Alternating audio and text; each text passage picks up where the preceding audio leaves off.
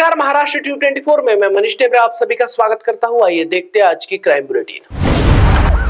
राजधानी दिल्ली की अदालत ने शनिवार को धौलाकुआ BMW हादसे में आरोपी गगनप्रीत कौर की जमानत याचिका पर सुनवाई 24 सितंबर तक टाल दी है।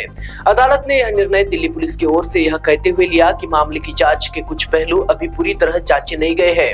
38 वर्षीय गगनप्रीत कौर BMW चला रही थी, जिसने वरिष्ठ वित्त मंत्रालय के अधिकारी की दोपहिया वाहन से टकरा गई। इस हादसे में अधिकारी की मौके पर ही मौत हो गई, जबकि उनकी पत्नी गंभीर रूप से घायल हुई है। जनरल पब्लिक प्रोसिक्यूटर ने अदालत को बताया कि आरोपी का मोबाइल फोन जांच के लिए लिया जाना है, उसका ड्राइविंग लाइसेंस जांचा जाना है और सीसीटीवी फुटेज पीड़िता को दिखाना है।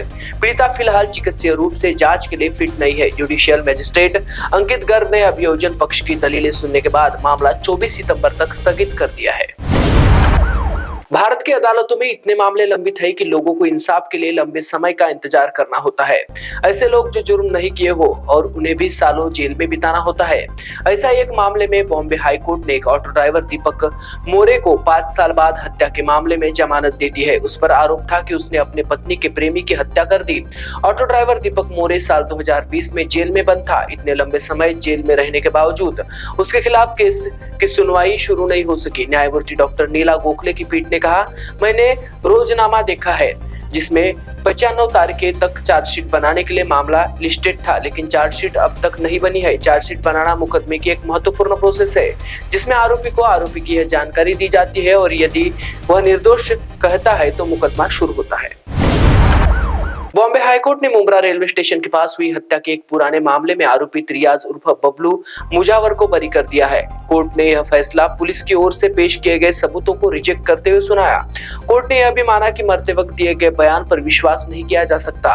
2015 में मुंब्रा रेलवे स्टेशन के पास रोहित यादव की चाकू से हत्या हो गई थी। आरोप था कि उसके दोस्त रियाज ने पुराने विवाद के चलते उसे कई बार चाकू मारा। पुलिस ने इस मामले में एक पान वाले को मुख्य गवाह बनाया है, जिसने झगड़ा और हमले का दावा किया है। साथ ही रोहित के भाई ने कहा कि घायल रोहित ने मरते वक्त हमलावर का नाम बताया। पुलिस ने रियाज को गिरफ्तार कर उसके बताए स्थान से चाकू बरामद किया है, जिस पर खून के दाग पाए गए।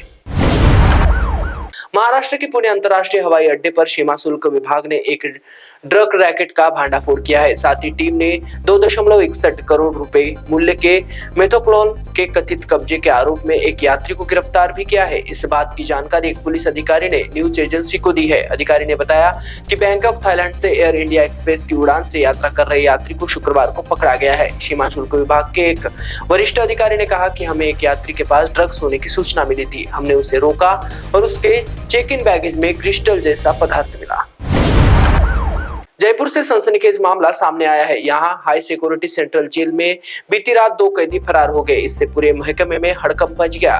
इस घटना के बाद जेल प्रशासन की सुरक्षा व्यवस्था पर गंभीर सवाल खड़े हो रहे हैं। फिलहाल पुलिस इस पूरे मामले की जांच पड़ताल में जुटी है। जानकारी के अनुसार फरार कैदियों की पहचान अनस और नवल किशोर के रूप में हुई है। अनस को सांगानेर थाने और नवल किशोर को मालपुरा गेट थाने से हाल ही में जयपुर सेंट्रल जेल लाया गया था। दोनों 13 नंबर बैरक में बंद थे। प्रारंभिक जांच में सामने आया है कि दोनों ने बैरक की खिड़की की जाली काटी और फिर 5 सुरक्षित दरवाजों से होते हुए 3 बैरिकेड्स पार किए। इसके बाद वे मुलाकात स्थल तक पहुंचे, जहां से पानी का ग्रिप पाइप बाहर फेंका और उसी के सहारे जेल की ऊंची दीवार फांद कर बाहर निकले।